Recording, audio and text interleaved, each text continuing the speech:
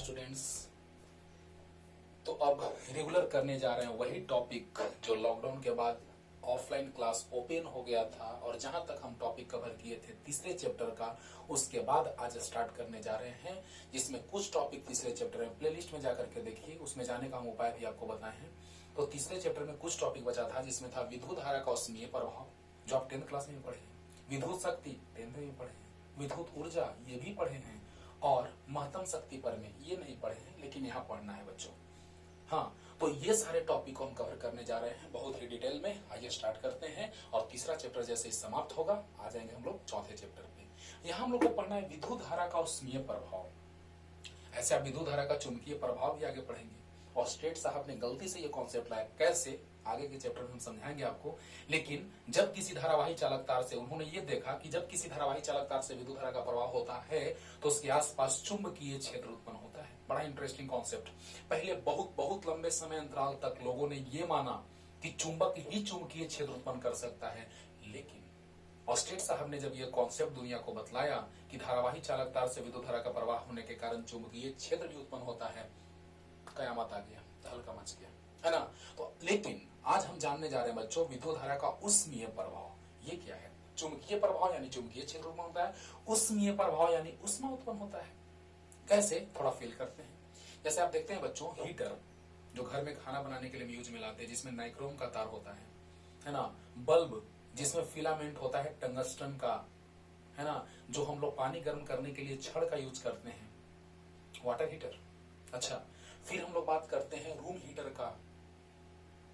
अरे बोलो, ये सारे चीज जो हम लोग देखते हैं उसमें जो तार होता है वह धारा के प्रवाह में रुकावट डालते डालते वही विद्युत धारा के प्रवाह के कारण वह ऊर्जा में बदल जाता है, उष्मा ऊर्जा में बदल जाता है। कैसे, थोड़ा सा सोचिएगा बच्चों, डिटेल में समझाने जा रहे हैं।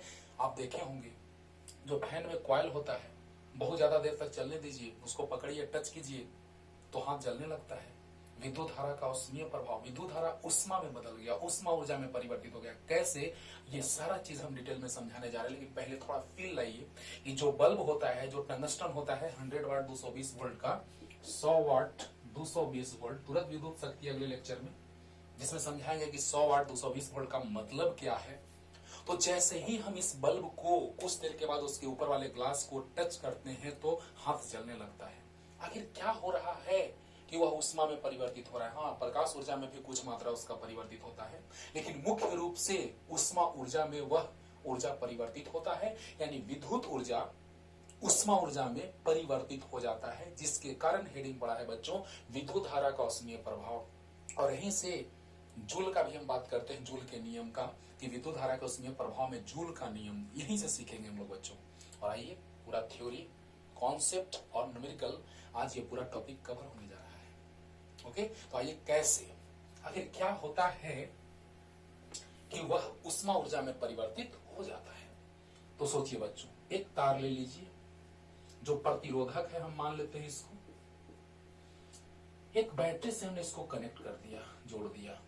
ये प्रतिरोधक का प्रतिरोध आर है, धारा का प्रवाह हो रहा है, अच्छी बात है। जैसे ही प्लस टर्मिनल से, आपको पता है सब कुछ इस चैप्टर में कि विद्युत धारा का प्रवाह बैटरी के धन टर्मिनल से ऋण टर्मिनल की ओर होती है। अब सोचिए बच्चों, जैसे यहां से यहां तक धारा का प्रवाह होने लगा, तो यहां से यहां तक जब धारा का प्रवाह हो रहा होगा, इस बिंदु को अगर हम ए मान लिए, बी मान लिए, तो ए बिंदु पर विभव भी ए और बी बिंदु पर विभव भी हम मान लेते हैं। धारा का प्रवाह आई हो रहा है बच्चों। अब सोच के देखिए कि धारा का प्रवाह आपको पता है कि उच्च विभव वाले बिंदु से निम्न विभव वाले बिंदु की ओर होता है। जिस तरह से पानी का प्रवाह उच्च गुरुत्वीय तल से निम्न गुरुत्वीय तल की ओर, और उष्मा का प्रवाह उच्च ताप से निम्न ताप वाले वस्तु की ओर होती है। अब सोचिए बच्चों कि जैसे ही धारा का प्रवाह यहां हुआ तो धीरे धीरे बेचारा का हालत खराब हो गया। कह रहा है कि मेरा तो हालत खराब हो रहा है, क्योंकि ऊर्जा घट रहा है। क्यों? क्योंकि रुकावट पैदा हो रहा है। आप ही बताइए बच्चों, साइकिल से आप जा रहे हैं, जैसे ही आप साइकिल से जा रहे हैं तो जाने के दौरान क्या स्थिति बना कि कोई अगर रास्ते में रुकावट पैदा हो गया, कोई डिस्टरबेंस क्रिएट किया, तो आपका ऊर्जा जो है लगाते रहेंगे, और जब रुकावट पैदा होगा तो उस ढंग से आप काम नहीं कर पाएंगे। अब सोचने वाली बात यह है कि धीरे धीरे ये धारा के प्रवाह में रुकावट डाल रहा है, तो कैसे? क्योंकि जो मुक्त इलेक्ट्रॉन गति कर रहे हैं उनको अंदर का धन आयन जो है इस चालक के अंदर का जो रुकावट पैदा कर रहा है प्रतिरोधक, उसके अंदर का जो धन आयन है वो उन्हें डिस्टर्ब कर रहे हैं, उनसे उनका टक्कर हो रहा है। जैसे ही टक्कर हो रहा है तो टक्कर होगा तो स्वाभाविक सी बात है रुकावट पैदा होगा, और जो रुकावट पैदा होता है वही धीरे धीरे ऊर्जा उसको गर्म करने लगता है और वह उष्मा ऊर्जा के रूप में परिवर्तित हो जाता है। अब सोचने वाली बात यह है बच्चों कि जैसे ही धारा जा रहा है, धारा का प्रवाह हो रहा है और रुकावट पैदा कर रहा है, सोचने वाली बात है एक मोटा तार से धारा का प्रवाह कीजिए और एक पतले तार से धारा का प्रवाह कीजिए। पतला तार बहुत जल्दी गर्म हो जाता है क्योंकि रुकावट उत्पन्न कर रहा है। इसमें जितने आराम से जा रहा है ये जाने दे रहा है, लेकिन इसमें जितने आराम से जाना चाह रहा है नहीं जाने दे रहा है। एक सिंपल सा एग्जाम्पल, एक पाइप है, इस पाइप से पानी का प्रवाह और इस पाइप से पानी का प्रवाह, या इस पाइप से एक इस तरह का पाइप एक आदमी को गुजार रहे हैं कि इसमें गुजार रहे हैं, इसका हालत खराब हो जाएगा, तार का ये पाइप का है ना, फट जाएगा, फट सकता है अगर उस लायक हो, टूटने लायक हो तब, लेकिन इसमें आराम से पार हो जाएगा। यानी इसमें परेशानियां उत्पन्न होना स्टार्ट होगी, यानी पतले तार में धारा के प्रवाह में रुकावट पैदा हो रहा है, और जो रुकावट पैदा हो रहा है वही उष्मा ऊर्जा के रूप में उत्पन्न हो रहा है। यहाँ पर भी आप सोचिए, थोड़ा सा फील करते हैं, इसमें आराम से पार हो गया, लेकिन इसमें पार हुआ तो बेचारा का कभी इधर चोट लग गया, है ना, दिक्कत होगा। कहने का मतलब ये कि जब धारा का प्रवाह होगा तो उसमें रुकावट पैदा होगा, और वही धीरे धीरे रुकावट पैदा होते होते वह विद्युत ऊर्जा उष्मा ऊर्जा में परिवर्तित हो जाता है। क्लियर हो रहा है बच्चों? तो इस तरह से हम क्या लिखेंगे थ्योरी में कि जब किसी प्रतिरोधक या विद्युतीय उपकरण से विद्युत धारा का प्रवाह कराया जाता है तो वह उपकरण या प्रतिरोधक गर्म हो जाता है और उष्मा ऊर्जा में परिवर्तित हो जाता है। इसे विद्युत धारा का ऊष्मीय प्रभाव कहते हैं, क्योंकि विद्युत धारा का प्रवाह किए तो उष्मा ऊर्जा में बदल गया, इसे विद्युत धारा का ऊष्मीय प्रभाव कहेंगे। लेकिन आखिर गर्म क्यों होता है? क्योंकि धन आयनों से टक्कर होता है, इलेक्ट्रॉन का रुकावट उत्पन्न होता है, जिसके कारण ऊर्जा जो है वह उष्मा ऊर्जा में बदल जाता है। समझ आ रहा होगा बच्चों? अच्छा, तो चलिए थोड़ा थ्योरी लिखते हैं।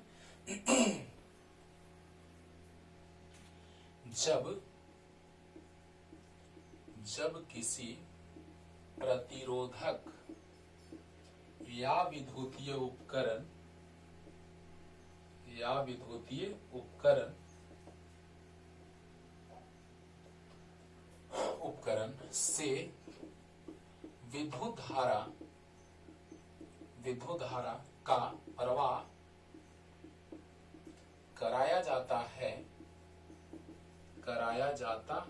विद्युत धारा का प्रवाह कराया जाता है तो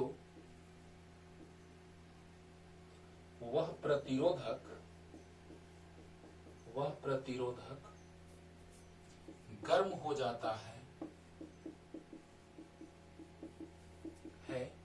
और उष्मा ऊर्जा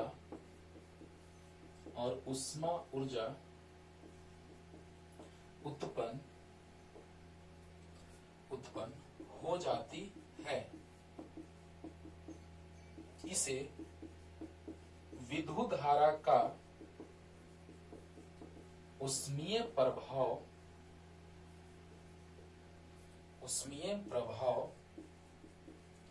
कही जाती है, या जूल का विद्युत धारा का ऊष्मीय प्रभाव भी कहा जाता है। हाँ, क्योंकि जूल साहब ने इस कॉन्सेप्ट को बहुत डिटेल में बताया है। कैसे, आगे सब कुछ सीखेंगे। तो देखा जाए बच्चों कि विद्युत धारा का ऊष्मीय प्रभाव, जब किसी प्रतिरोधक या विद्युतीय उपकरण से विद्युत धारा का प्रवाह कराया जाता है तो वह प्रतिरोधक गर्म हो जाता है, और प्रतिरोधक या विद्युतीय उपकरण गर्म हो जाता है। आप देख रहे हैं हीटर, नाइक्रोम के तार से धारा का प्रवाह कराएं, गर्म हो गया। हाँ, या वाटर हीटर गर्म हो गया, या बल्ब का टंगस्टन गर्म होगा, जिसके कारण उसका ग्लास भी गर्म होगा, छूते हैं तो जलने लगता है, हाँ, है ना। तो इसमें क्या हो रहा है? गर्म हो रहा है और प्रतिरोधक या विद्युतीय उपकरण में गर्म होने के कारण वह उष्मा ऊर्जा में परिवर्तित हो रहा है। इसे क्या कहते हैं बच्चों? विद्युत धारा का ऊष्मीय प्रभाव कहते हैं। क्लियर हुआ? और गर्म क्यों होता है सब कुछ अभी जस्ट पहले हम समझा दिए, तो जल्दी से लिखिए। ये थ्योरेटिकल कॉन्सेप्ट है, लेकिन अब डेरिवेशन और मैथमेटिकल कॉन्सेप्ट कैसे आता है उस पे आ रहे हैं। जल्दी फील करके पढ़िए बच्चों, रटना नहीं है, एक बार में क्लियर हो जाएगा पूरा। आराम से नोटबुक पेन निकाल के बैठिए, ध्यान से सुनिए और लिखते जाइए। तो आइए अब डेरिवेशन कैसा सो देखिए बच्चों, और ये डेरिवेशन अगले लेक्चर में भी काम देगा, विद्युत शक्ति में भी। तो देखा जाए, पूरा लेक्चर देखिएगा, उसके बाद पता चलेगा कि कुछ डाउट नहीं रहा, कोई कंफ्यूजन नहीं रहा। प्रतिरोधक आर है, बैटरी के सिरों के बीच विभवांतर भी है, ओके, और धारा का प्रवाह आई हो रहा है। अब देखिए बच्चों, आवेश को अगर थोड़ा थोड़ा आवेश को ले जाएंगे तो कार्य थोड़ा करना पड़ेगा, ज्यादा आवेश को लेकर चले जाएंगे तो ज्यादा कार्य करना पड़ेगा। अगर हम विद्युत धारा का बात करें तो आवेश के प्रवाह की दर को विद्युत धारा कहते हैं।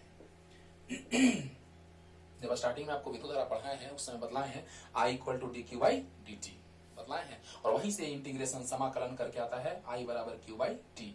तो बतलाइए बच्चों, यहां से हम लिख सकते हैं डी क्यू बराबर आई डी टी, आराम से लिख सकते हैं सर। ध्यान देना बच्चों, I बराबर क्यू बाई टी से भी आ जाएगा, आसानी से आएगा, लेकिन क्या गड़बड़ होगा वो हम अभी सिखाने जा रहे हैं। अगर सिर्फ क्यू बाई टी लेके चलेंगे तो क्या गड़बड़ हो सकता है पूरा समझा रहे हैं। तो बताइए बच्चों, I बराबर होता है D Q by D T. जाके विद्युत धारा जो स्टार्टिंग लेक्चर है उसको जाके देखिए, इसी चैप्टर में जाके देखिए, आराम से मिल जाएगा, समझ में आ जाएगा। I equal to D Q by D T, तो डी क्यू बराबर हो गया I इंटू डी टी। अब सोचिए कि हम जानते हैं कि we know that विभवांतर बराबर क्या होता है बच्चों, बराबर क्या होता है बच्चों, D W by D Q. ऐसा आपको याद होगा कि v बराबर होता है डब्ल्यू बाई क्यू, लेकिन क्यों ले रहे हैं, थोड़ा सा कार्य और थोड़ा सा आवेश, इसलिए कि थोड़े आवेश को ले जाने में थोड़ा कार्य करना पड़ेगा, उससे एक समाकलन का कॉन्सेप्ट आएगा जिसमें परिवर्तन होगा तो क्या करेंगे और नियत रहेगा तो क्या करेंगे। इसलिए हम इस फॉर्मेट को न लेके इसको लेके चल रहे हैं। v बराबर डेल्टा v भी लिख सकते हैं। तो v बराबर देखो बच्चों, प्लस वाला का विभव अगर v मान ले, माइनस वाला का 0 मान ले तो विभवांतर v होगा। प्लस वाला का मान ले 10 और माइनस वाला का -10, विभवांतर 20 होगा, है ना। तो विभवांतर जो है वो दोनों के बीच, दोनों टर्मिनल के बीच, दोनों सिरों के बीच विभव में अंतर जो है वो क्या है, v है। अब बतलाइए, थोड़ा सा आवेश को ले जाने में थोड़ा सा कार्य करना पड़ेगा, यानी कि v बराबर होता है W बाई क्यू। पूरे आवेश को लेकर चले जाएंगे, पूरा आवेश को ले जाना है तो पूरा कार्य करना पड़ेगा W, और थोड़े आवेश को ले जाना है तो थोड़ा कार्य करना पड़ेगा। यस, अब सोचिए बच्चों कि dW को हम लिख सकते हैं v इंटू डी क्यू, आराम से। और अब देखिए dW बराबर लिख सकते हैं v तो v है और dq आई डी टी। देखिए बच्चों, इसी के लिए हम कह रहे थे इंटीग्रेशन का फॉर्मेट आएगा कैसे, सो देखिए, जैसे यहां पर समाकलन कर दिए dW का और v आई डी टी, अगर ऐसा फॉर्मेट आ गया है तो यहाँ विभव या विभवांतर और धारा जो होगा, अगर समय का फलन होगा तो समाकलन के अंदर ही रहेगा, अगर v और I समय का फलन रहेगा तो समाकलन के अंदर ही रहेगा, लेकिन अगर परिवर्तित नहीं होगा समय के साथ तो वह नियत होगा और समाकलन से बाहर निकल जाएगा। यानी यहाँ पे दोनों चीज सीखेंगे कि अगर नियत रहेगा तो आराम से बाहर निकल जाएगा, अगर समय के साथ बदलने वाला रहेगा तो फिर समाकलन के अंदर ही रखेंगे। यस, और यहाँ से क्या क्या आने जा रहा है, सिंपल सा बच्चों, I बराबर D Q by D T, तो डी क्यू बराबर I into D T. Yes, v बराबर D W by D Q, थोड़े से आवेश को ले जाने में थोड़ा सा कार्य करना पड़ेगा, तो यहाँ से आ गया v इंटू डी क्यू बराबर डी डब्ल्यू। अच्छा, v into D Q, D Q बराबर आई डी टी। अच्छा, दोनों तरफ समाकलन क्यों, अगर परिवर्तित तो समाकलन के अंदर और अगर नियत तो समाकलन से बाहर। जल्दी लिखिए, पॉज करके वीडियो जल्दी से।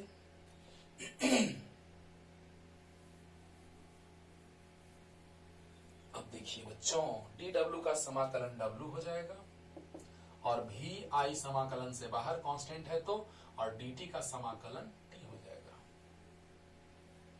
आ गया। अब सोचो बच्चों, यहां से कार्य, जो कार्य करना पड़ा, जो कार्य हुआ वही तो उष्मा ऊर्जा के रूप में परिवर्तित हुआ। बैटरी ने ऊर्जा भेजने में जो काम किया, बैटरी ने जो काम किया वही जाकर के यहाँ उष्मा ऊर्जा के रूप में परिवर्तित हो गया। सोचने वाली बात है।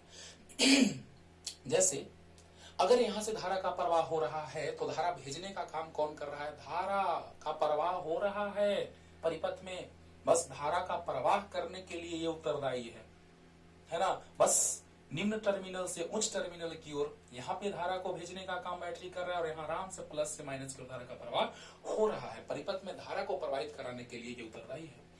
तो इसने कार्य किया, आपको सब कुछ बताया है, आप जाके देखिएगा बच्चों, विद्युत वाहक बल में पूरा कॉन्सेप्ट इसका तोड़ के रख दिए हैं। धीरे धीरे आप देखते जाएंगे, पता चलेगा।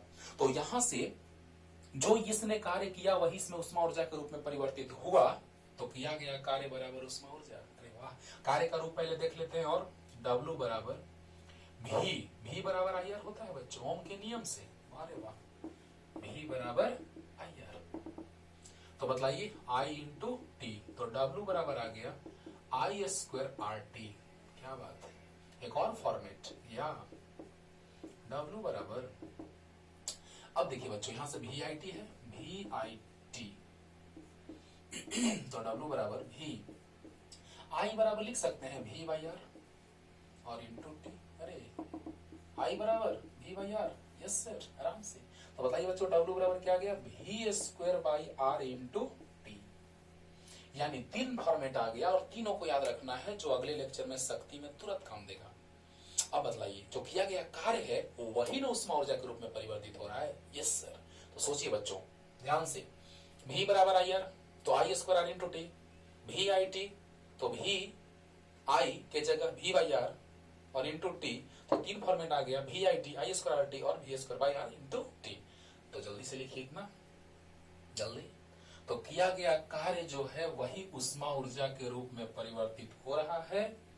और किस तरह से परिवर्तित हुआ तो देखा जाए बच्चों, उष्मा ऊर्जा बराबर किया गया कार्य। तो उष्मा ऊर्जा यानी हीट एनर्जी H, किया गया कार्य W, H बराबर W I square R T या भी आई टी या भी square by R into T. 3 format आपके सामने है बच्चों, तीनों भी जस्ट लाए थे। तो H बराबर हो जाएगा W और W बराबर आई स्क्वायर आर टी या भी आई टी या भी square by R into T. ये तीनों फॉर्मेट बहुत काम देने वाला है, लेकिन जूल साहब ने इसको कुछ ज्यादा ही हाईलाइटेड कर दिया है। होता है गार्जियन लोग भी किसी एक बेटों को कुछ ज्यादा ही मानते हैं। उसी तरह से 3 फॉर्मेट है, एक ही चीज का 3 फॉर्मेट है, लेकिन उसमें जूल साहब ने इसको कुछ ज्यादा ही हाईलाइटेड कर दिया है। नो टेंशन, ऐसे तीनों को लेकर के हम डिफाइन करेंगे जूल का नियम, तो नो टेंशन, लेकिन इसको कुछ ज्यादा ही जूल साहब ने हाईलाइट किया है, तो हम लोग भी इसको हाईलाइटेड कर देते हैं। उनके सामने हम लोग का क्या होगा, है ना। चलिए बच्चों, तो जल्दी से इसको लिख लीजिए। अब जूल का नियम यहां से स्टार्ट होता है, कैसे फील कराते हैं पूरा डिटेल, जल्दी। ओके, अब देखो बच्चों, जूल साहब ने क्या कहा अपने नियम में। विद्युत धारा के उष्मीय प्रभाव में, विद्युत धारा के उष्मीय प्रभाव में जूल का नियम, जूल का नियम, joules law of heating effect in joules law in heating effect of electric current. Yes, तो जूल का नियम यानी कि विद्युत धारा के उसमें प्रभाव में जूल का नियम, joules law of heating effect in electric current. Okay, तो चलिए देखिए, देखा जाए बच्चों, अब यहाँ पे हम लोग क्या कहने जा रहे हैं, सो देखिए। H बराबर जो है H बराबर जो है वो है आई स्क्वायर आर टी। ओके, अब देखिए H समानुपाती जो होगा वो आई स्क्वायर का होगा, कब? जब R तथा T क्या हो, नियत हो, नियत हो। कैसे देखा जाए, बस लिख दिए, काम खत्म हो गया। सर R और T नियत होगा तो इस समानुपाती स्क्वायर होगा, सही बात है। कैसे, सोच के देखो बच्चों, 2 बर्तन में हम लोगों ने पानी गर्म किया, दोनों बर्तन में पानी गर्म करने जा रहे हैं, बढ़िया ध्यान दीजिएगा, फील आएगा।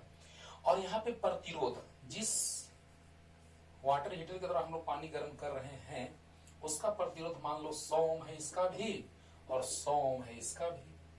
समय नियत है, अरे आर नियत और टी नियत, आर और टी नियत होगा तो H समानुपाती I स्क्वायर होगा। यस।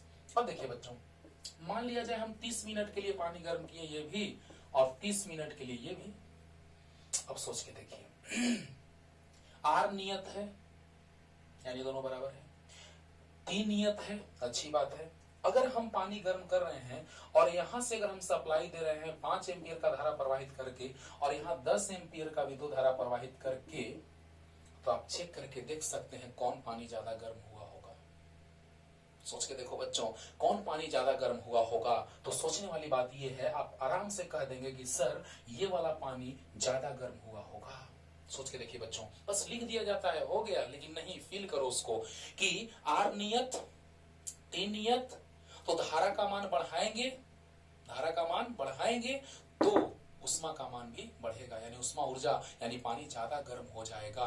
क्या बच्चों ये बात क्लियर हुआ कि नहीं हुआ? धारा का प्रवाह 5 एम्पियर और धारा का प्रवाह 10 एम्पियर, कौन पानी ज्यादा गर्म होगा? 10 एम्पियर वाला। क्लियर? जिसमें 10 एम्पियर का धारा प्रवाहित होगा वो पानी ज्यादा गर्म होगा। क्लियर होगा? जल्दी जल्दी। यानी कि क्या लिखेंगे कि उत्पन्न उष्मा ऊर्जा धारा के वर्ग के समानुपाती होता है। कब? जब आर तथा टी नियत हो। पहला हो गया, पहला पॉइंट क्लियर। उत्पन्न उष्मा चालक तार से या प्रतिरोधक से प्रवाहित होने वाली धारा के वर्ग के समानुपाती होता है यदि आर तथा टी क्या हो? नियत हो। क्लियर? चलो जल्दी जल्दी। अब दूसरा पॉइंट पे आते हैं बच्चों, फील करते जाइए ना कि रट के पढ़िए। दूसरा पॉइंट पे आते हैं बच्चों, वो क्या है? तो H समानुपाती, ध्यान दीजिएगा बच्चों, H समानुपाती R कब? जब I तथा T क्या हो? नियत हो। अब आप कहिएगा, हम कुछ नहीं कहेंगे, आप कहेंगे बच्चों H समानुपाती R कब? जब I तथा T क्या हो? नियत हो। I और T नियत होगा तो H समानुपाती R होगा। यानी देखने से लग रहा है कि R बढ़ेगा तो H बढ़ेगा, लेकिन कैसे? आइए यहां से समझते हैं। फिर से वही हाल, दो बर्तन में पानी गर्म करने जा रहे हैं। चलो अच्छा, पानी का मात्रा समान लेंगे, ज्यादा अच्छे से समझ में आएगा बच्चों। ओके हाँ, तो धारा का मान बराबर, यानी अब जब जिस हीटर से हम पानी गर्म कर रहे हैं, जिस वाटर हीटर से, उसमें धारा का प्रवाह 5 एम्पियर, इसमें भी धारा का प्रवाह 5 एम्पियर, क्योंकि आई और टी नियत है। मान लो 1 घंटे के लिए पानी गर्म किए, 1 घंटे के लिए पानी गर्म किए, ये भी अच्छी बात है। धारा का मान बराबर है यानी नियत है, टी का मान बराबर है यानी नियत है। तो आप बतलाइए बच्चों, अगर इसका प्रतिरोध है 100 ओम और इसका प्रतिरोध है 200 ओम, इस वाटर हीटर का प्रतिरोध 100 ओम, इसका 200 ओम, क्या मतलब? कौन धारा के प्रवाह में ज्यादा रुकावट पैदा करेगा? तो ये धारा का प्रवाह में ज्यादा रुकावट पैदा करेगा कि ये? तो 200 वाला। 200 रुकावट ज्यादा, धारा का प्रवाह में जो रुकावट उत्पन्न करता है वही तो प्रतिरोध है, यानी 200 ओम ज्यादा रुकावट, 100 ओम कम रुकावट। तो आप बतलाइए, धारा के प्रवाह में जो रुकावट डालेगा वही उष्मा ऊर्जा के रूप में परिवर्तित होगा। यस, तो बतलाइए बच्चों की 200 वाला धारा के प्रवाह में ज्यादा रुकावट पैदा करेगा, नहीं ज्यादा उष्मा देगा, और ये कम उष्मा देगा। समझो समझो, धारा नियत, समय नियत, तो जितना प्रतिरोध ज्यादा होगा उतना ही धारा के प्रवाह में रुकावट ज्यादा पैदा करेगा, यानी कि इसका ऊर्जा ज्यादा हो जाएगा, इसमें उष्मा ऊर्जा यानी पानी गर्म ज्यादा होगा कि कम? तो ये पानी ज्यादा गर्म होगा, ये पानी कम गर्म होगा। क्लियर? यानी आर के समानुपाती हुआ कि नहीं हुआ? यस। जल्दी, अब थर्ड पॉइंट पे आ रहे हैं बच्चों, H समानुपाती T कब? जब I और R क्या होगा बच्चों? नियत होगा तब। सेकंड पॉइंट लिख लीजिएगा पॉज करके। ओके हाँ, ऐसे आप फिगर बना भी सकते हैं। हाँ, अब देखिए बच्चों, H समानुपाती T कब? जब I और R नियत हो तब। I नियत है, R भी नियत कर देना है, यानी प्रतिरोध चलिए दोनों 100 ओम ले लिए। अब समय के समानुपाती, समय हम इसमें ले लिए 1 घंटा और इसमें समय ले लिए 2 घंटा। अरे वाह, आप समझ सकते हैं बच्चों, डायरेक्ट एक बार में बोल सकते हो। क्या क्या मतलब? बोलो जल्दी बोलो। I नियत है, अच्छी बात है, R नियत है, अच्छी बात है, लेकिन 1 घंटा और 2 घंटा, तुम बताओ, पानी को वही वाटर हीटर से, उसी रड से, उसी छड़ से 1 घंटा गर्म करो और उसी छड़ से 2 घंटा गर्म करो, कौन पानी ज्यादा गर्म होगा बच्चों? तो ये वाला, यानी समय ज्यादा तो उष्मा ज्यादा। कब? जब I और R नियत हो तब। तो इस तरह से आप और भी जो हम लिखे थे VS कर R इंटू टी चाहे VIT, उसमें भी ला सकते हैं, लेकिन ये कुछ ज्यादा ही जूल साहब ने इसका वैल्यू दे दिया है, तो हम लोग भी दे दिए वैल्यू, है ना? समझ में आ रहा होगा बच्चों? क्लियर हुआ? जल्दी बना लो जल्दी। जल्दी। तो विद्युत धारा के उसमें प्रभाव में जो जूल का नियम है, joules law in heating effect of electric current, वो क्या है आपको समझ में आ गया होगा। लेकिन क्वेश्चन बनाने के लिए एक 11th क्लास के सूत्र का हम लोग यूज करते हैं, डेल्टा क्यू बराबर एम सी डेल्टा टी। क्या है इसका मतलब, इसको भी समझते हैं तब ना क्वेश्चन बनाएंगे बच्चों, है ना। तो चलिए स्टार्ट करते हैं बच्चों, ध्यान दिया जाए। डेल्टा क्यू बराबर एम सी डेल्टा टी है, जिसमें डेल्टा क्यू जो है उष्मा है, उष्मा ऊर्जा, उष्मा या उष्मा ऊर्जा। एम जो है वो द्रव्यमान है, सी जो है वो है विशिष्ट उष्मा धारिता। सब समझा रहे हैं बच्चों, क्लियर होगा। और डेल्टा टी जो है वो ताप में परिवर्तन है। चलिए क्लास 11th का चीज जैसे ही वीडियो धीरे धीरे अपलोड किया जाएगा तो इस टॉपिक को वहां पे पूरा पानी पानी कर देंगे, लेकिन अभी यूज है तो वहां पे क्या है ना, अभी पढ़ेंगे, इसको समझेंगे ध्यान से। आइए बच्चों स्टार्ट करते हैं। डेल्टा क्यू बराबर एमसी डेल्टा टी, इसको भी फिगर बना के पूरा डिटेल कॉन्सेप्ट सिखलाते हैं। डेल्टा क्यू उष्मा है, यानी कि पानी को अगर हम गर्म कर रहे हैं, अभी तुरंत हम वाटर हीटर से पानी गर्म कर रहे थे बच्चों, तो जैसे ही पानी को गर्म कर रहे हैं तो पानी का मात्रा जितना ही ज्यादा होगा, पानी का द्रव्यमान जितना ही ज्यादा होगा, उतना ही हमको उष्मा देना पड़ेगा। अच्छी बात है। जितना ही ताप में बढ़ोतरी करना है, ताप में वृद्धि करना है, उतना ही ज्यादा उष्मा देना पड़ेगा। तो आइए इसको भी फील करते हैं अच्छे से। तो देखिए बच्चों, वहां जो टॉपिक हम लोग को पढ़ना है ये कि उष्मा, द्रव्यमान, विशिष्ट उष्मा धारिता और ताप में परिवर्तन में संबंध जो है वो कैसे आज सीख ले रहे हैं, क्योंकि यहाँ पे इसका यूज है और बढ़िया बढ़िया क्वेश्चन इस पे बनता है बच्चों। तो आइए स्टार्ट करते हैं। जैसे उष्मा जो हम दिए वह द्रव्यमान के समानुपाती होगा, कब? जब ताप में परिवर्तन नियत होगा। जब डेल्टा टी क्या हो बच्चों? नियत हो। क्या मतलब, ध्यान से सुनिएगा। जब डेल्टा टी क्या हो? नियत हो। आइए समझते हैं। द्रव्यमान के समानुपाती कब? जब डेल्टा टी नियत हो। आइए कैसे समझते हैं, ध्यान दीजिएगा बच्चों। इसमें भी पानी, मान लो इसमें पानी 1 kg, ऐसे लीटर में मापते हैं लेकिन ऐसा ही मात्रा किलोग्राम होता है, इसलिए किलोग्राम के रूप में हम लोग क्वेश्चन में लिखा रहता है और उसको बनाते हैं। तो यहां पानी हम ले लिए 2 किलोग्राम। इसका ताप बढ़ाना है मान लीजिए 40 डिग्री सेल्सियस, और इसका भी ताप बढ़ाना है 40 डिग्री सेल्सियस। सोचो बच्चों, ध्यान देना। इस पानी को भी गर्म करके चलो ना उबाल देना है, हाँ शुद्ध पानी 100 डिग्री सेल्सियस। तो 100 डिग्री सेल्सियस यानी पानी को उबाल देना है। तुम सोचो जल्दी से, सोचने के लिए हम 100 डिग्री सेल्सियस लिखे हैं, नहीं तो हम 40 पे ही निपटा देते इसको। तो बताओ बच्चों, ताप में परिवर्तन नियत, यानी इसका भी ताप 100 डिग्री सेल्सियस कर देना है और इसका भी ताप में परिवर्तन 100 डिग्री सेल्सियस ही कर देना है। यानी 0 डिग्री सेल्सियस पर था और 100 डिग्री सेल्सियस पे पहुंचा दिए तो ताप में परिवर्तन 100 हुआ। अरे 0 पे था 100 पे पहुंचा दिए तो दोनों का हाल वैसा ही है। तो 0 से 100 यानी 100 डिग्री सेल्सियस ताप में परिवर्तन। अच्छा सोचिए बच्चों, इसको भी उतना ही गर्म करना है और इसको भी उतना ही गर्म करना है। सोचिएगा, ये 1 किलोग्राम पानी है, ये 2 किलोग्राम पानी है। सोचिए वो लाने जा रहे फॉर्मूला कैसे आएगा। ओके तो ये 1 किलोग्राम पानी, ये 2 किलोग्राम पानी, ये 100 डिग्री सेल्सियस ताप में परिवर्तन करना है, यहाँ भी 100 डिग्री सेल्सियस ताप में परिवर्तन करना है। सोच के देखिए, उतना ही गर्म करना है 1 किलोग्राम पानी को, उतना ही गर्म करना है 2 किलोग्राम पानी को। किसमें ज्यादा उष्मा चाहिए सोच के बताओ। तो 2 किलोग्राम। इसको गर्म करेंगे और इसको गर्म करेंगे, दोनों को उबाल देना है पानी को, है ना, खौला देना है, बॉयल कर देना है। तो सोचिए बच्चों कि जैसे ही 100 डिग्री सेल्सियस टेम्परेचर ताप में परिवर्तन होगा, टेम्परेचर डिफरेंस ताप में परिवर्तन, यहां भी 100, 1 किलोग्राम पानी 2 किलोग्राम पानी, किसको गर्म करने में ज्यादा उष्मा चाहिए? तो इसको। यानी देखिए, द्रव्यमान ज्यादा तो उष्मा ज्यादा, द्रव्यमान के समानुपाती उष्मा हुआ कब? जब ताप में परिवर्तन नियत हुआ तब। यस, पहला कॉन्सेप्ट क्लियर। उष्मा जो होगा द्रव्यमान के समानुपाती होगा कब? जब ताप में परिवर्तन नियत होगा तब। क्या ये समझ में आया कि नहीं बच्चों? आ गया होगा। अच्छा अब देखिए, डेल्टा क्यू समानुपाती एम का ज्यादा द्रव्यमान, सोच के देखो ना सिंपल वे में, 1 किलोग्राम पानी को गर्म करना उतना ही और 2 किलोग्राम को उतना ही, तो इसमें ज्यादा उष्मा चाहिए। द्रव्यमान के समानुपाती उष्मा होगा, यानी जितना द्रव्यमान ज्यादा होगा उतना ही उष्मा ज्यादा होगा। तो समानुपाती कब? जब ताप में परिवर्तन नियत हो तब। यस, तो जल्दी से पहले इस बात को लिखिए जल्दी से, जल्दी। यानी द्रव्यमान उष्मा द्रव्यमान के समानुपाती कब? जब ताप में परिवर्तन नियत हो तब। 11th का चीज, लेकिन यहाँ जरूरी है इसलिए पढ़ ले रहे हैं जल्दी। अब देखिए बच्चों, नेक्स्ट बात क्या, इसको देखा जाए।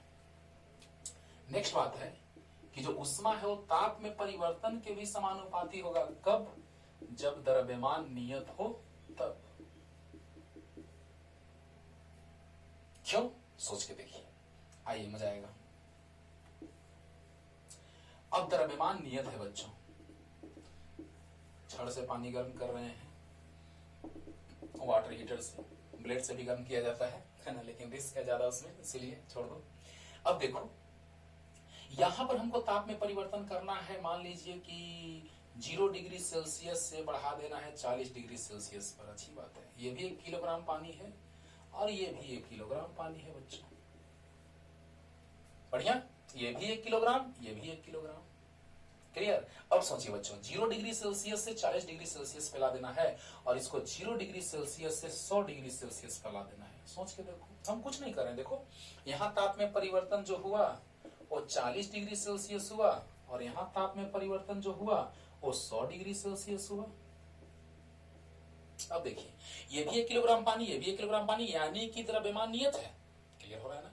एम नियत है दोनों में। यस। अब देखिए बच्चों, यहां पर 0 से 40 पे पहुंचा देना है, यानी ताप में परिवर्तन 40 डिग्री सेल्सियस। यहाँ 0 से 100 पे पहुंचा देना है, ताप में परिवर्तन 100 डिग्री सेल्सियस। आप बताइए कि 1 किलोग्राम पानी को गर्म करना है और एक का ताप बढ़ाना है 40 डिग्री सेल्सियस और एक का ताप बढ़ाना है 100 डिग्री सेल्सियस, यानी एक को 0 से 40 पे ले जाना है, एक को 0 से 100 पे, यानी कि गर्म करना है ज्यादा किसको? इसको। तो ऊष्मा किसको ज्यादा चाहिए? तो इसको। बोलो जल्दी बोलो, 1 किलोग्राम दोनों का द्रव्यमान है कि नहीं है? है। इसका 40 डिग्री सेल्सियस बढ़ा देना है, इसका 100 डिग्री सेल्सियस, इसको ज्यादा गर्म करना है। कहने का मतलब तो यही है, ज्यादा गर्म करना है तो ज्यादा ऊष्मा देना होगा। यस, यानी ताप में परिवर्तन ज्यादा तो ऊष्मा ज्यादा, समानुपाती। कब? जब एम नियत हो तब। ताप में परिवर्तन ज्यादा यानी ज्यादा गर्म करना है तो ज्यादा ऊष्मा चाहिए, यानी समानुपाती। कब? जब द्रव्यमान नियत हो तब। जल्दी से इतना लिखिए बच्चों, जल्दी। अब देखिए, बच्चों, अब जैसे ही डेल्टा क्यू समानुपाती है एम का भी और डेल्टा टी का भी, तो यही समानुपाती हटता है तो एक आता है उष्माधारिता, जिसका नाम है विशिष्ट उष्माधारिता। उष्माधारिता कुछ अलग चीज है, अभी समझा रहे हैं। डेल्टा क्यू बराबर आ गया M C delta T. Delta Q बराबर आ गया एम सी डेल्टा टी। देखिए बच्चों, ये सूत्र आ गया, जहां पर ये है विशिष्ट उष्माधारिता। पानी के लिए होता है बच्चों विशिष्ट उष्माधारिता का मान 4200 जूल प्रति केजी प्रति केल्विन, यानी इसको लिख सकते हैं प्रति केजी प्रति केल्विन। और ये चीज आपको तब जब हीट पढ़ाएंगे हम 11th क्लास में तो पूरा इसको तोड़ के रख देंगे, उष्मा पढ़ाएंगे तो, है ना, उष्मा और ताप। तो यहां पर क्या है मतलब कि 1 किलोग्राम पानी के ताप को 1 केल्विन में परिवर्तित करने के लिए जो ऊर्जा चाहिए, 1 किलोग्राम द्रव्यमान के पानी को का ताप 1 केल्विन परिवर्तित करने के लिए 4200 जूल ऊर्जा चाहिए। ओके, इसका मतलब ये हुआ। तो पानी के लिए है सी का मान, किसके लिए? पानी के लिए। तो सभी अलग अलग पदार्थों के लिए अलग अलग होगा विशिष्ट उष्माधारिता का मान। ये है विशिष्ट उष्माधारिता। और उष्माधारिता क्या है, क्वेश्चन में ऐसे भी दे देता है, आप ऐसे ही मात्रक से पकड़ लीजिएगा बच्चों। यहाँ पर विशिष्ट उष्माधारिता, जैसे देखिए यहाँ कैसे सही मात्रक बनेगा, तो C बराबर, ध्यान दीजिएगा बच्चों, C बराबर लिख सकते हैं डेल्टा क्यू बटा एम डेल्टा टी। बोलो बोलो जल्दी बोलो, अभी इसको याद रखो बच्चों, ऐसे पूरा हम तोड़ दिए हैं, क्लियर कर दिए हैं। तो डेल्टा क्यू बराबर एम सी डेल्टा टी, तो डेल्टा क्यू बटा एम इंटू डेल्टा टी बराबर सी। तो सी बराबर आ गया डेल्टा क्यू बटा एम डेल्टा टी।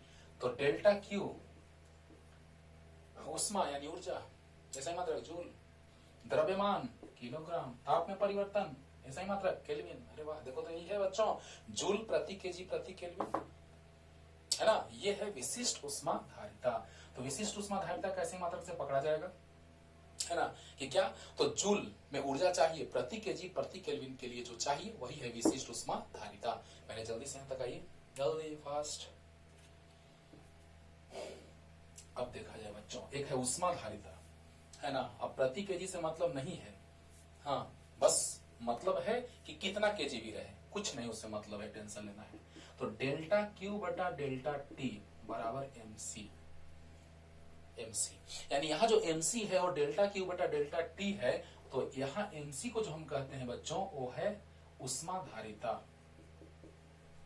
उष्माधारिता यानी कि C है विशिष्ट उष्माधारिता, C है विशिष्ट उष्माधारिता। 11th क्लास का टॉपिक लेकिन यहाँ यूज में आएगा, इसलिए इसको पढ़ रहे हैं और अच्छे से क्लियर भी हो रहा होगा बच्चों, पूरा डिटेल में समझा रहे हैं। तो डेल्टा क्यू बराबर mc डेल्टा टी, तो C बराबर आ गया डेल्टा क्यू बटा m डेल्टा टी। लेकिन यहाँ बस mc बराबर डेल्टा क्यू बटा डेल्टा टी, यानी इसका ऐसे मात्रक जूल और इसका केल्विन, यानी जूल प्रति केल्विन अगर आपको दिखाई दे दिया बच्चों तो समझ जाइएगा कि उष्माधारिता है। और ऐसे क्वेश्चन में लिख देता है कि उष्माधारिता इतना दिया हुआ है। ओके, क्लियर हुआ?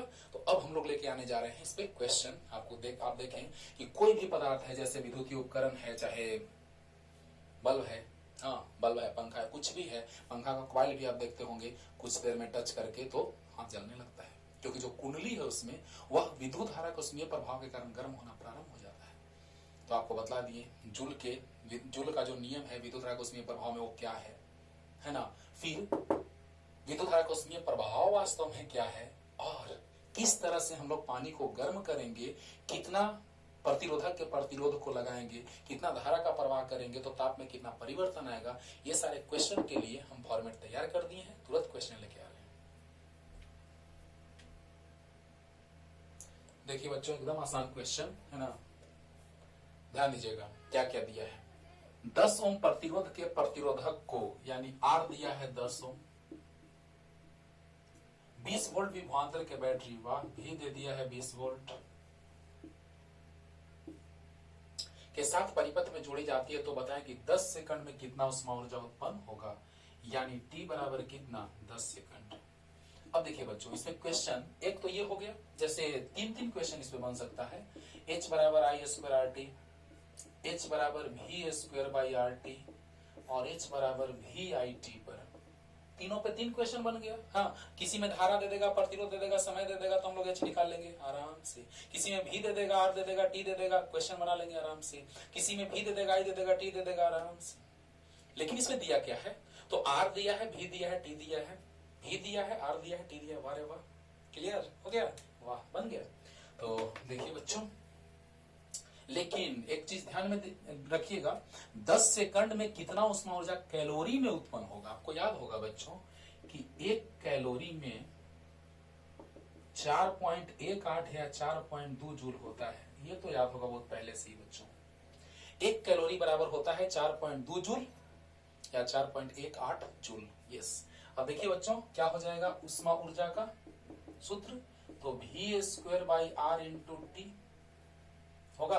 वाह, तो V स्क्वायर यानी 20 का square, V square by R 10 into T, 10 से 10 कट गया, तो H बराबर आ गया कितना 400 जूल। कुछ नहीं है बच्चों, एकदम आसान है। V दिया है, R दिया है, T दिया है, V square by R into T लगा दिए, सूत्र काम खत्म हो गया। ऐसे I स्क्वायर RT से VIT से भी बना सकते हैं, यहाँ से V और R से I निकाल लेंगे, आप बना के देखिएगा आंसर वही आएगा। अच्छा, तो V square by R into T, बात समझे नहीं? देखो V और R के सहायता से I निकालेंगे, V बराबर IR और लगा दो I स्क्वायर RT, बन जाएगा, वही आंसर आएगा। तो H बराबर जो दिया है उसी पे हम सेट कर दिए, V square by R into T, V square by R into T cut गया 400। 400 को हमको बदलना है जूल को कैलोरी में, क्योंकि आंसर पूछ रहा है किसमें, कैलोरी में। अगर जूल में पूछता यही आंसर हो गया बच्चों, यही आंसर हो गया। लेकिन हम लोग कैलोरी में निकालने जा रहे हैं। कैसे? सिंपल सी बात है, आइए जल्दी से लिखिए, या चलिए जल्दी से लिख लीजिए ना। देखा जाए बच्चों, एक कैलोरी में कितना जूल, 4.2 जूल, तो 1/4.2 कैलोरी बराबर 1 जूल, यानी हम लिख सकते हैं H बराबर 400 गुना 1 जूल। आराम से समझो, no tension, no confusion. Sir भाग ही क्यों दिए, सर गुना क्यों नहीं किया, सब कुछ सामने। 400 जूल को लिख सकते हैं बच्चों, 400 गुना 1 जूल। अच्छा, एक कैलोरी में 4.2 जूल, 4.2 नीचे आ गया, यानी 1 जूल बराबर इतना, कितना, तो H बराबर 400 गुना 1/4.2 कैलोरी। यानी शॉर्ट में समझने वाली बात यह है कि जूल को जब हम कैलोरी में कन्वर्ट करते हैं, बदलते हैं, तो 4.2 से भाग देते हैं। जल्दी बोलो। यानी कि जूल को कैलोरी में जब हम बदलते हैं तो 4.2 से भाग देते हैं और यहाँ से सॉल्व करके आप आंसर ला लीजिएगा बच्चों। कितना कितना कितना, तो H बराबर आ गया 400/4.2 कैलोरी। सोल्व करके आंसर कैलोरी में आ जाएगा कि नहीं आएगा? बस जल्दी से देख लीजिए। V² into T, V² into T solve किए 400/1 जूल में कितना कैलोरी? 1/4.2 कैलोरी। यानी कि अगर हमको जूल को कैलोरी में बदलना होगा 4.2 से भाग देंगे, आंसर आ जाएगा। सोल्व करके आंसर लाइएगा। नेक्स्ट क्वेश्चन लेके आ रहे हैं, जल्दी से लिख लीजिए।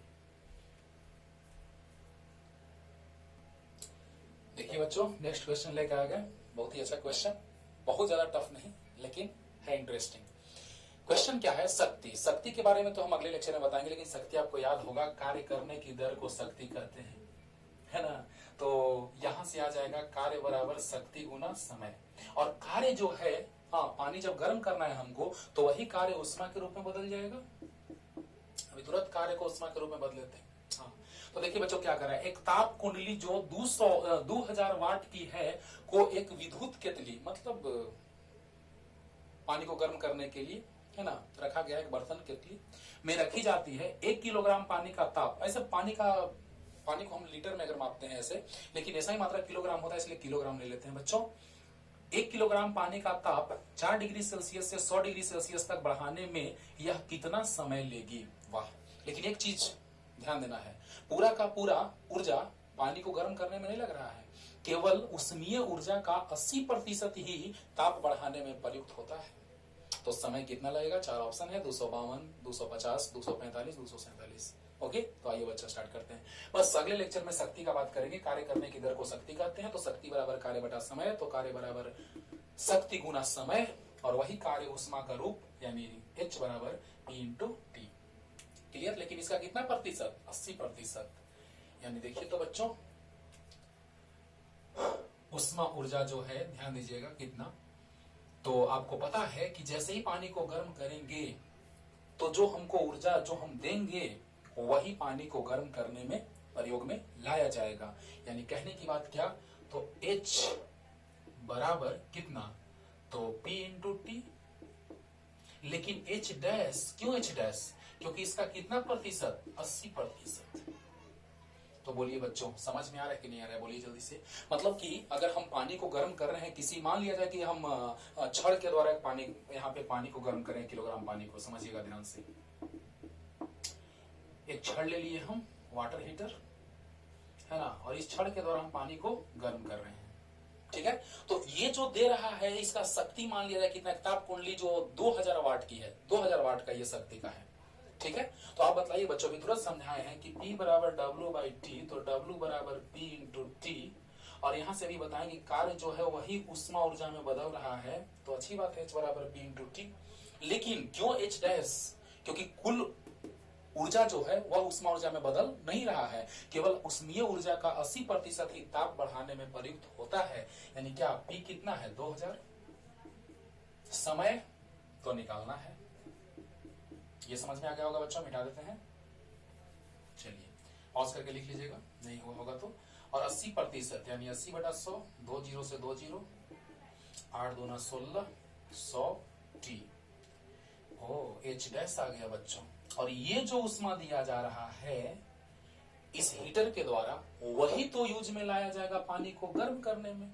यानी हीटर के द्वारा, यानी कि ताप कुंडली के द्वारा दी गई उष्मा बराबर पानी के द्वारा ग्रहण किया गया उष्मा। वाह, अगर इसको समझ गए तो मजा आ जाएगा। बस ध्यान दीजिए बच्चों, इसी के द्वारा ना पानी को गर्म किया जा रहा है। हाँ, जब इसके द्वारा पानी को गर्म किया जा रहा है तो ये जितना उष्मा देगा, क्योंकि 100% रहता तो इस 80% करने की कोई जरूरत नहीं थी, 2000 टी आ जाता। लेकिन 1600 टी क्यों आया? क्योंकि 80% हो सकता है कहे 60%, हो सकता है कहे 50%, तो 50/100 कर देंगे। ओके, तो 80% कर रहा है बच्चों, तो 80/100, 2 0 से 2 0, 8 दूना 16, 1600 आ गया टी। और जो हीटर के द्वारा उष्मा दिया जाएगा वही पानी के द्वारा ग्रहण किया जाएगा। सही बात है, जो हीटर के द्वारा हम उष्मा दे रहे हैं वही ना पानी ग्रहण कर रहा है। यस, तो जल्दी से लिखिए इतना, 1600 टी आया बच्चों, जल्दी। अब देखिएगा, यानी क्या है नाम इसका? ताप कुंडली। तो ताप कुंडली के द्वारा दी गई या त्याग की गई उष्मा उष्मा बराबर पानी के द्वारा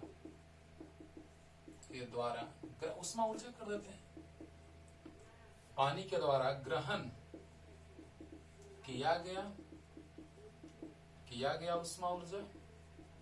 ये समझ में आया होगा बच्चों, जो हीटर उष्मा ऊर्जा देगा वही ना पानी को गर्म करने में ग्रहण किया जाएगा। यस, तो बताइए बच्चों की ताप कुंडली के द्वारा त्याग की गई उष्मा ऊर्जा H डैश था और पानी के द्वारा ग्रहण किया गया उष्मा डेल्टा क्यू। वाह वाह क्या बात है, H डैश 1600 T आया था बच्चों और डेल्टा क्यू बराबर बतलाए हैं MC डेल्टा T। हाँ सर अभी जस्ट बतलाए हैं सर, देखो बच्चों कहाँ यूज में आ गया, देख रहे हो ना। तो 1600 T बराबर M 1 किलोग्राम, C क्या है दिया है क्या, अच्छा नहीं दिया, पानी है बच्चों। तो याद है 4200 जूल प्रति केजी प्रति केल्विन, चलिए वो भी लिख देते हैं, जूल प्रति केल्विन। तो 1 केजी है, केजी से केजी कट जाएगा। अच्छा, ताप में परिवर्तन, बड़ा अच्छा बात है बच्चों, ये पहले से भी आपको याद होगा कि ताप में परिवर्तन, क्वेश्चन मिटा देते हैं, थोड़ा एक चीज समझाना है। ताप में परिवर्तन आप डिग्री सेल्सियस में लीजिए, 4 से 100 पहुंचाना है। तो ताप में परिवर्तन आप डिग्री सेल्सियस में लीजिए या केल्विन में एक ही आएगा। 100 degree Celsius minus 4 degree Celsius तो 96 डिग्री सेल्सियस, या 100 डिग्री सेल्सियस को केल्विन में बदल दिए 273.15 होता है, लेकिन 273 लगभग। अच्छा, माइनस 4 में जोड़ दिए 273, याद है ना, डिग्री सेल्सियस को केल्विन में बदलने के लिए 273 जोड़ा जाता है। अरे बोलो बच्चों, डिग्री सेल्सियस को केल्विन में बदलने के लिए 273 जोड़ा जाता है। हाँ सर, अब देखिए, तो ये 273 प्लस में है, ये 273 माइनस में है, कट गया, 100 में से 4 गया, 96 केल्विन। अच्छा, ताप में परिवर्तन डिग्री सेल्सियस में हो या केल्विन में हो समान आता है। अब सोचिए बच्चों, यहाँ पर ताप में परिवर्तन अगर हम 96 केल्विन लिख दें तो केल्विन से केल्विन कट जाएगा, जूल आ गया ना। अब बताइए बच्चों, यहाँ पर भी अब तो समय सेकंड में निकलेगा क्योंकि सब ऐसा ही मात्रक में है। यहाँ भी जो हम सोल्व किए थे जस्ट पीछे वो ऐसे ही मात्रक में आया था, यानी यहाँ समझ में आया कि केजी से केजी और केल्विन से केल्विन कट जाएगा। अब देखिए बच्चों, 2 0 से 2 0 तो T बराबर आ गया। अब समय जूल में नहीं आएगा, यहाँ भी ऐसा ही मात्रक था जो हम यूज में नहीं लाए हैं, ऐसा ही मात्रक इधर तो ऐसा ही मात्रक इधर, सही बात है। तो सब ऐसा ही मात्रक में रखे थे इधर बच्चों। अरे इतना समझदारी हो गया यार। हाँ, तो बोलो बच्चों कितना, 42 गुना 96 बटा 16, 16 96।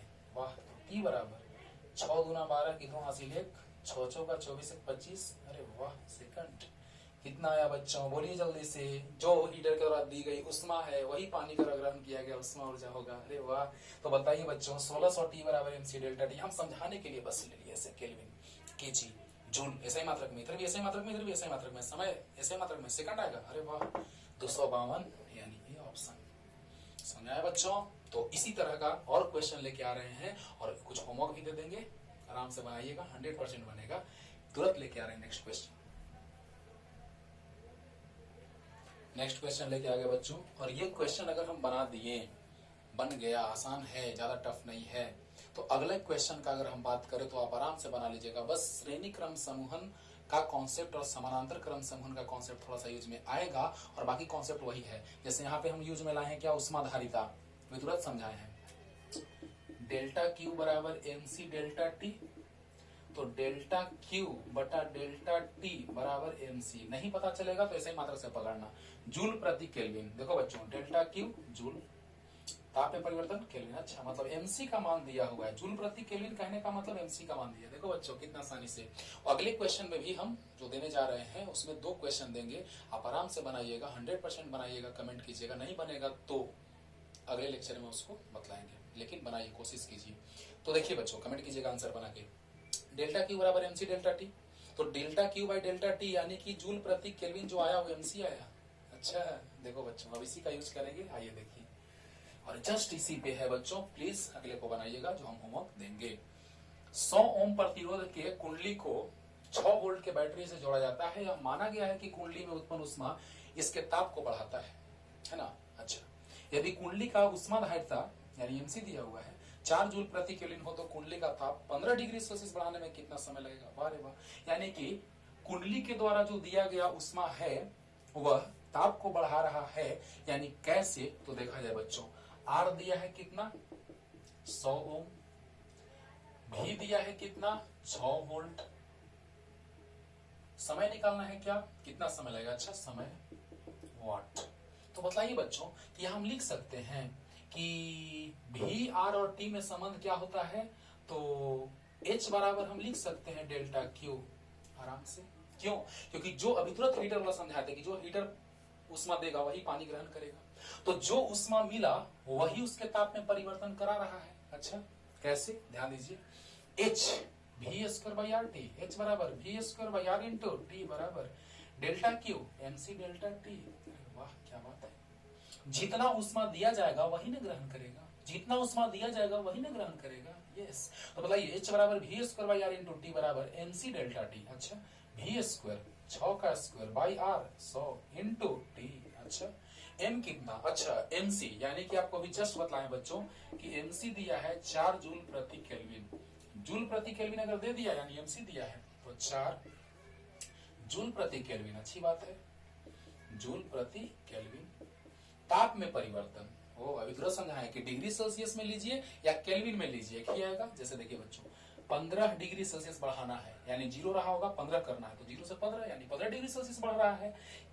जरूरी नहीं है, हो सकता है कि 10 हो 25 कर दिया गया तो 15 बढ़ा। देखो बच्चों क्या लिखा है, कुंडली का ताप 15 डिग्री सेल्सियस बढ़ाने में कितना हो सकता है कि 10 हो तो 25 हो गया, 20 हो 35 हो गया, यानी 15 डिग्री सेल्सियस बढ़ा देना है। अच्छा हम मान लिए कि 0 था 15 हो गया, तो 15 degree Celsius minus 0 degree Celsius बराबर 15 डिग्री सेल्सियस, या 15 plus 273 kelvin minus 0 plus 273 kelvin. अच्छा तो 273 से 273 कट जाएगा 15 केल्विन। अभी जस्ट पिछले क्वेश्चन में समझाया बच्चों कि डिग्री सेल्सियस में ताप में अंतर लो या केल्विन में कोई फर्क पड़ने वाला नहीं है, मान वही आएगा।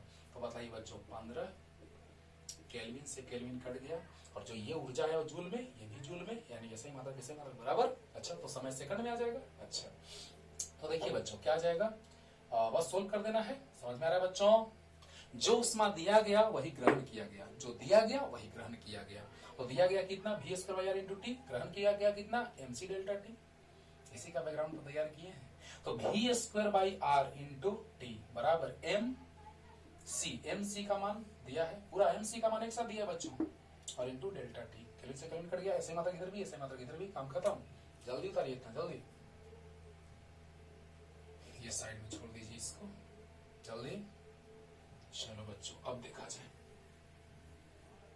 अब क्या आ जाएगा सो देखिए, तो 6 का स्क्वायर बटा 100 गुना टी बराबर 4 गुना 15, तो टी बराबर आ गया 60 गुना 100 बटा 36। आया बच्चों, सोल्व तो कर लीजिएगा, ये आएगा सेकंड में आंसर, है ना। चलिए सोल्व कर ही देते हैं, चलिए। और अगला क्वेश्चन आप बनाइएगा, उसमें भी उष्माधारिता ही दिया है, आप समझ जाएंगे MC का मान दिया है। तो 6 छक 36, 6 दहा 60, तो आ गया। मिनट में भी आंसर देता है, सेकंड में देगा तो इसको सोल्व करके ला लीजिएगा, मिनट में देगा तो 60 से भाग दे देंगे, कट गया। तो 100 बटा 36 यानी 2 तिया 6, 2 पचे 10, 2 तिया 6, 2 पचे 10, 25 बटा 9, 9 दूना 18, बोलो बोलो 18 और 7 25 होगा। अच्छा अरे दे लो भाग यार,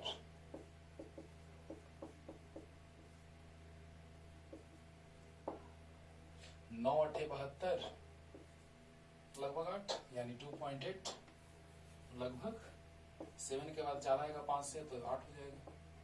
सॉल्व करना आता है बच्चों, 25 बटा 9 यानी कि 2.8 मिनट, मिनट सेकंड नहीं मिनट, मिनट।